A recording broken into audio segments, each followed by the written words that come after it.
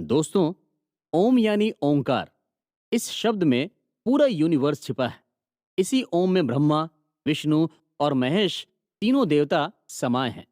शास्त्रों और पुराणों में हर मंत्र की शुरुआत ओम से ही होती है। हिंदू धर्म में ओम को बहुत ही पवित्र माना गया है। कहा जाता है कि ओम शब्द पहली बार भगवान शिव के मुख से ही निकला था। इसलिए भगवान शिव का एक नाम ओंकार भी है। ओमकारेश्वर में भगवान शिव खुद ओंकार के रूप में विराजमान है।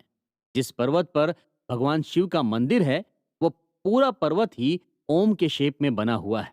इसी वजह से इस ज्योतिर्लिंग का नाम ओमकारेश्वर ज्योतिर्लिंग है। ओम के शेप में बने इस पर्वत पर 100 से ज्यादा छोटे बड़े मंदिर हैं, जहां हिंदू कम्युनिटी से जुड़े सभी देवताओं के मंदिर हैं। ओमकारेश्वर ज्योतिर्लिंग से करोड़ों लोगों की आस्था जुड़ी हुई है। ओमकारेश्वर ज्योतिर्लिंग मध्य प्रदेश के खंडवा जिले में स्थित है। पौराणिक कथा के अनुसार ऐसी मान्यता है कि ओंकार पर्वत पर भगवान श्री राम के पूर्वज राजा मंधाता ने भगवान शिव की कठोर तपस्या की थी। उनकी तपस्या से खुश होकर महादेव ने उन्हें दर्शन दिए और वरदान मांगने के लिए कहा। तब राजा मांधाता ने भगवान शिव से मोक्ष की कामना की और उन्होंने भोलेनाथ से कहा कि वो हमेशा के लिए उसी ओंकार पर्वत पर बस जाएं। राजा मानधाता को आशीर्वाद देते हुए भगवान शिव इसी ओंकार पर्वत पर ओमकारेश्वर ज्योतिर्लिंग के रूप में विराजमान हो गए। ओमकारेश्वर ज्योतिर्लिंग के बारे में कहा जाता है कि ये कोई हाथों से बनाया गया शिवलिंग नहीं है, बल्कि ये खुद अवतरित हुई ज्योतिर्लिंग है, जो कि जमीन से निकली हुई है। इस ज्योतिर्लिंग के चारों तरफ हमेशा पानी भरा रहता है।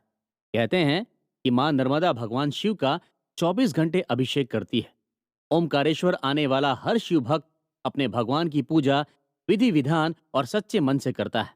यहाँ पर भगवान शिव का अभिषेक करने से आपकी मांगी हर मन्नत पूरी हो जाती है। कहते हैं इस तीर्थ की रचना भगवान ने खुद अपने हाथों से की थी। ओमकारेश्वर ज्योतिर्लिंग के साथ ही यहाँ पर ममलेश्वर ज्योतिर्लिंग भी है और इन दोनों ही ज्योतिर्लिंगों को एक ही माना जाता है। ममलेश्वर ज्योतिर्लिंग का भी उतना ही महत्व है जितना ओमकारेश्वर ज्योतिर्लिंग का है। इसलिए ओमकारेश्वर ज्योतिर्लिंग के दर्शन करने के बाद भगवान ममलेश्वर के दर्शन किए बिना ये यात्रा अधूरी मानी जाती है। ओमकारेश्वर ज्योतिर्लिंग जिस पर्वत पर बना है, वो चारों तरफ से पानी से घिरा हुआ है। इसके एक तरफ नर्मदा नदी बहती है, तो दूसरी तरफ कावेरी नदी। जहां पर पर्वत खत्म होता है, उस जगह पर दोनों नदियों का मिलन होता है, जिसे कावेरी नर्मदा संगम कहा जाता है। ये संगम भक्ति और भावना का संगम है। कहते हैं सच्चे मन से संगम में डुबकी लगाने पर सारे पाप धुल जाते हैं। जब आप किसी तीर्थ में जाते हैं, तो उसका फल आपको सिर्फ एक बार मिलता है, लेकिन ओमकारेश्वर में पहुंचे हर भक्त को यहाँ पर 3 गुना फल मिलता है।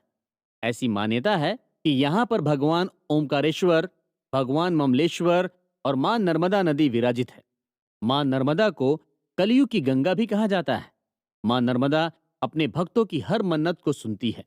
जिसकी भी मन्नत पूरी हो जाती है, वह नर्मदा नदी में चुनरी चढ़ाता है। भोले भंडारी बड़े ही दयालु हैं। वो अपने यहाँ आए हर भक्त की झोली भरते हैं। ओमकारेश्वर ज्योतिर्लिंग मंदिर के बारे में भी थोड़ा जान लेते हैं। ये मंदिर 5 फ्लोर में बना हुआ है। सबसे नीचे ओमकारेश्वर ज्योतिर्लिंग है, जहाँ गर्भगृह में भगवान शिव का हजारों साल पुराना शिवलिंग स्थापित है। ओमकारेश्वर ज्योतिर्लिंग में जल रही अखंड ज्योति सालों से जल रही है। यह मंदिर हजारों साल पुराना है, जो कि कई पिलर पर टिका हुआ है। पूरे साल ओमकारेश्वर मंदिर में हजारों लाखों लोग दर्शन करने आते हैं। मंदिर की पहली मंजिल पर भगवान महाकालेश्वर का मंदिर है। वहीं उज्जैन के महाकालेश्वर मंदिर में दूसरे फ्लोर पर भगवान ओमकारेश्वर का मंदिर है, और ये बात अपने आप में अनोखी है। थर्ड फ्लोर पर भगवान शिव सिद्धनाथ के रूप में बैठे हैं, तो वहीं फोर्थ फ्लोर पर गुप्तेश्वर महादेव का मंदिर है। 5वें और आखिरी फ्लोर पर ध्वजेश्वर महादेव के दर्शन होते हैं। इसी के ऊपर भगवान ओमकारेश्वर की ध्वजा भी लहराती है। मंदिर में सुबह, दोपहर और शाम को 3 बार आरती की जाती है।